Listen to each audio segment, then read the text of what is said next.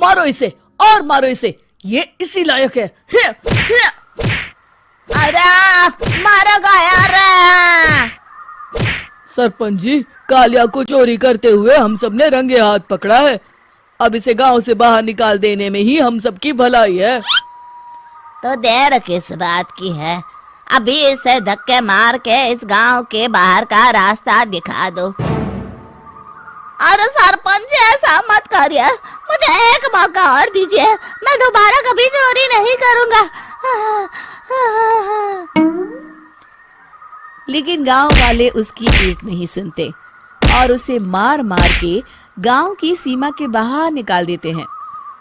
हाय, मेरी कमर दर्द के मारे मेरी जान निकली जा रही है। हाय, कमबख्तों ने जम के धुलाई की है मेरी। अरे भगवान करे इनके गांव में भूचाल आ जाए, धरती फट जाए और सब गांव वाले उसमें समा जाए। चलते चलते कालिया जंगल में पहुंच जाता है। उसे वहां एक प्रयोगशाला दिखाई देती है। अरे इस जंगल में ये अजीब सा दिखने वाला घर किसने बनाया है, चल कर देखना पड़ेगा। कालिया प्रयोगशाला के पास चला जाता है। दो वैज्ञानिक प्रयोगशाला में बातें कर रहे होते हैं। बधाई हो डॉक्टर चमन, आखिरकार हम दोनों ने मिलकर एक ऐसी घड़ी का आविष्कार कर लिया है जिसे पहनकर कोई भी इंसान गायब हो सकता है। हाँ हाँ, तुमने बिल्कुल सही कहा डॉक्टर जर्माटो। अब कल सुबह ही हम इस जंगल से निकल जाएंगे, लेकिन उससे पहले आज रात के खाने का बंदोबस्त करते हैं। हाँ हाँ, मुझे तो बड़ी जोरों से भूख लगी है, चलो चलते हैं। दोनों वैज्ञानिक वहां से चले जाते हैं। उनके जाते ही कालिया प्रयोगशाला में दाखिल होता है। अच्छा तो ये बात है। कालिया बड़े से कांच के अंदर रखी घड़ी को बाहर निकाल लेता है और अपनी कलाई पर बांध लेता है। फिर घड़ी में लगा बटन दबा देता है। कालिया को एक जोरदार झटका लगता है। कालिया अपने आप को आईने में देखता है तो उसका पूरा शरीर पूरी तरह से गायब हो चुका होता है। अब तो जो चाहे वो कर सकता हूँ। सबसे पहले मैं उन सभी को सबक सिखाऊंगा। गांव वालों, मैं आ रहा हूँ। कालिया गांव की ओर चल पड़ता है। थोड़ी देर के बाद दोनों वैज्ञानिक वहां आते हैं। अरे ये क्या, लगता है कोई हमारी घड़ी चुरा कर ले गया है। ये देखो पैरों के निशान। अब क्या होगा, अगर वो घड़ी किसी गलत हाथों में पड़ गई तो अनर्थ हो जाएगा। तुम चिंता मत करो, हमारी घड़ी में जो बैटरी लगी है ना, वो सिर्फ 24 घंटे चलेगी। उसके बाद वो घड़ी काम करना बंद कर देगी। उधर दूसरी तरफ गांव में सरपंच अपने घर में सो रहा होता है। तभी एक आहट से उसकी नींद खुल जाती है। अरे कौन है वहाँ? बड़े मजे से सो रहा है, आज मैं तुझे नहीं छोड़ूंगा। कालिया पास में पड़ा डंडा उठाकर सरपंच की पिटाई शुरू कर देता है। ये ले, ये ले, तू इसी लायक है, ले। आप मर गए। अरे ये क्या हो रहा है? अरे कोई बचाओ मुझे, मेरे घर में भूत आ गया है। सही कहा, मैं भूत ही तो हूँ, ये ले। अरे भूत जी, मैंने आपका क्या बिगाड़ा है, मुझे छोड़ दीजिए। आपको क्या चाहिए? तेरे घर में जितना भी पैसा है ना, मुझे ला कर दे दे, तब मैं तुझे छोड़ दूंगा और यहाँ से चला जाऊंगा।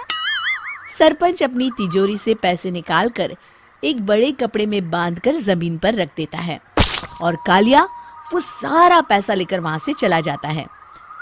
दूसरी तरफ जमींदार गांव के चौराहे पर खड़ा कुछ लोगों से बात कर रहा होता है। इस कमीने जमींदार ने भी मुझे बहुत पीटा था, इससे भी बदला लेना तो बनता है। हाँ? जमींदार अचानक अपने आप को चांटे मारने लगता है। अरे भाई ये क्या हो रहा है? जमींदार साहब अब ठीक तो है ना? अरे मुझे नहीं पता भाई।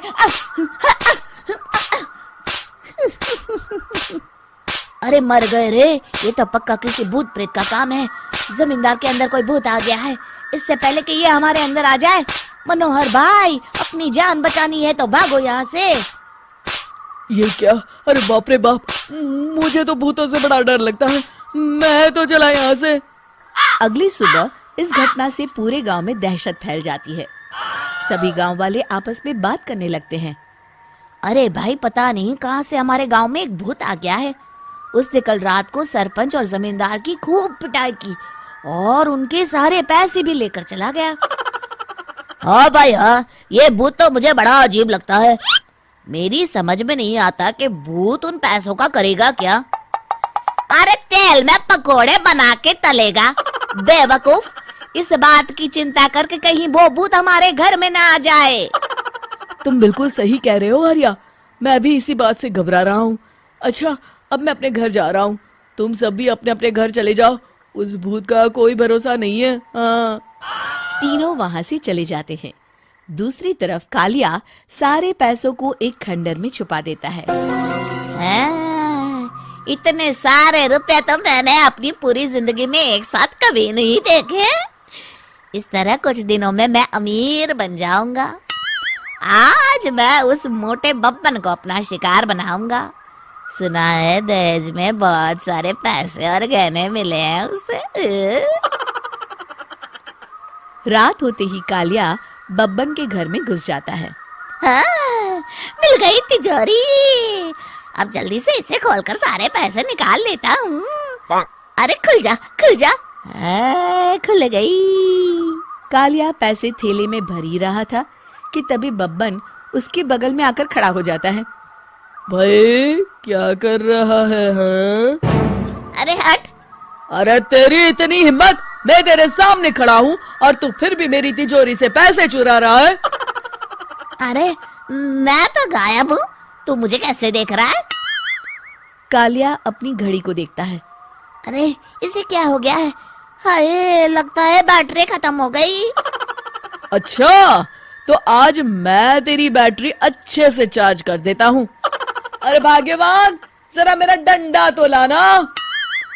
ये मोटा मुझे नहीं छोड़ेगा। अरे भागो। कालिया भागकर घर के बाहर जाता है। बाहर सभी गांव वाले हाथ में डंडा लिए खड़े होते हैं। अच्छा, तो तू वो भूत है? मुझे माफ कर दीजिए सरपंच जी, मैं आपके और जमींदार जी के सारे पैसे लौटा दूंगा और आज ही हमेशा के लिए ये गांव छोड़कर चला जाऊंगा। शिक्षा, बुराई ज्यादा दिन की मेहमान नहीं होती, एक दिन उसका अंत हो ही जाता है।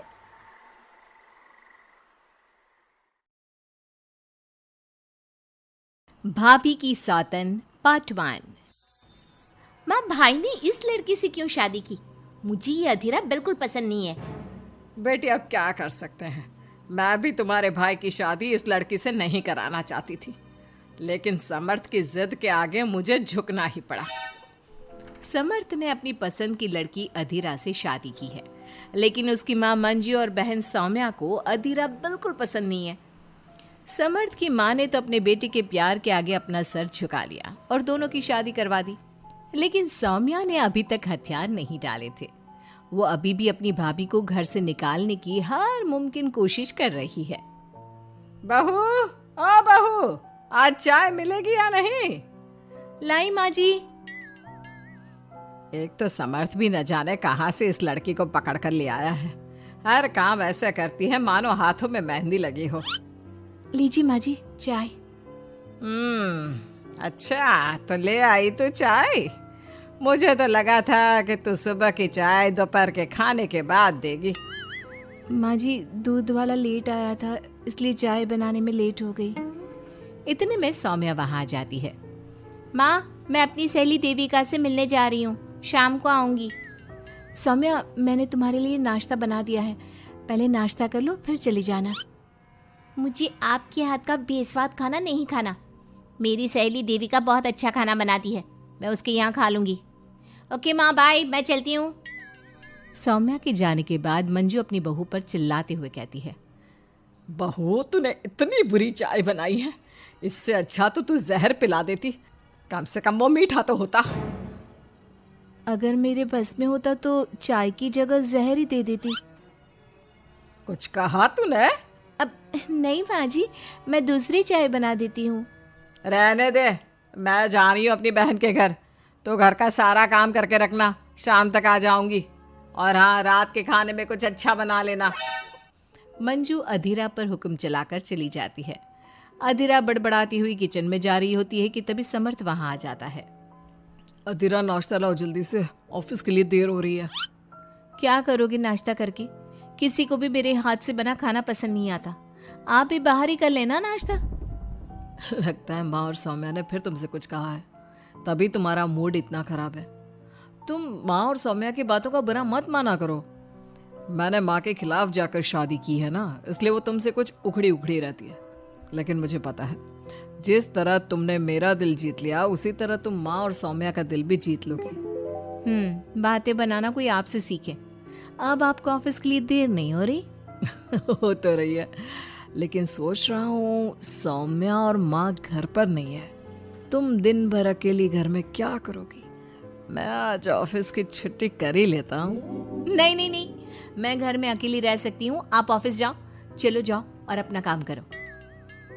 समर्थ ऑफिस चला जाता है और शाम को जब सभी घर आते हैं, अधीरा सबके लिए बड़े प्यार से खाना तैयार करके रखती है। सौम्या सबसे पहले किचन में जाती है। अरे वाह, खाने की तो बहुत अच्छी खुशबू आ रही है, लेकिन मुझे इस खाने का मजा किरकिरा करना ही होगा। सौम्या खाने के अंदर बहुत सारी हल्दी डालकर चली जाती है। उसके बाद अधीरा सबके लिए खाना लगाती है, लेकिन किसी को भी खाना अच्छा नहीं लगता। छी भाभी, कितना बुरा खाना बनाया है।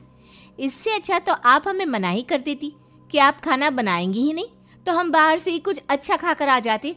कम से कम हमारे मुंह का स्वाद तो नहीं बिगड़ता।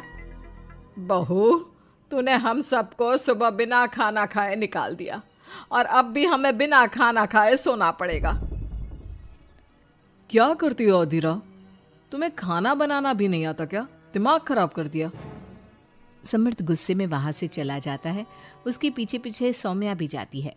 भैया, हमने आपसे कितना मना किया था कि इस लड़के से शादी मत करो मत करो, लेकिन आपने हमारी एक नहीं सुनी। आप मेरी सहेली देविका को तो जानती हो ना, सुंदर होने के साथ साथ हर काम में माहिर है। सौम्या देखो, मैं वैसे ही परेशान हूँ, तुम मुझे और परेशान मत करो, जाओ यहाँ से।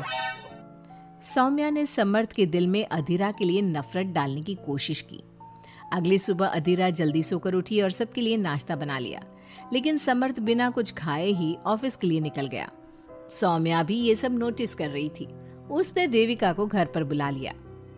देविका, आज भैया बहुत गुस्से में है। आज तुम ऐसा खाना बनाओ कि भैया उस अधीरा की तारीफ करना भूल जाए। सौम्या, तुम ये सब क्या कर रही हो?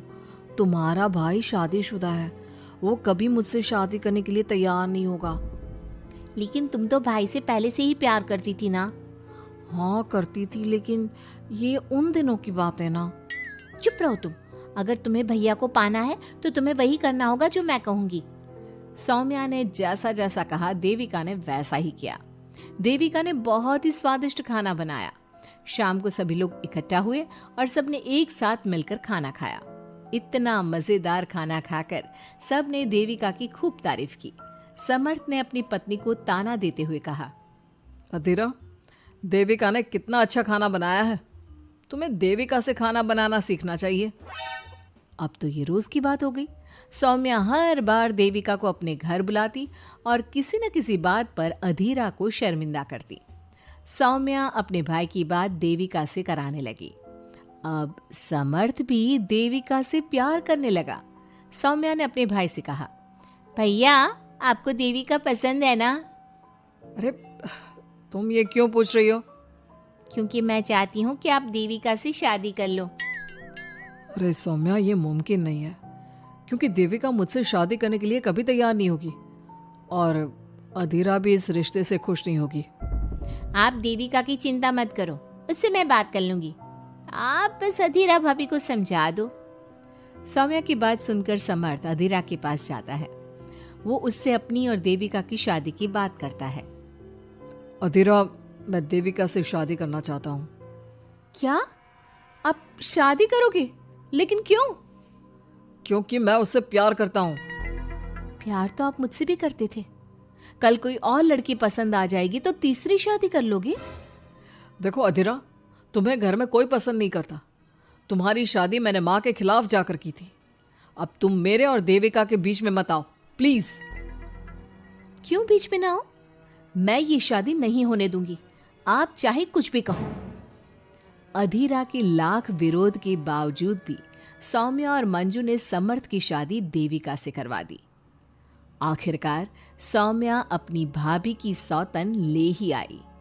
शादी के बाद देविका ने घर में आते ही घर वालों के साथ कैसा सलूक किया और अधीरा के साथ क्या हुआ, ये सब जानने के लिए इंतजार कीजिए हमारे अगले एपिसोड का।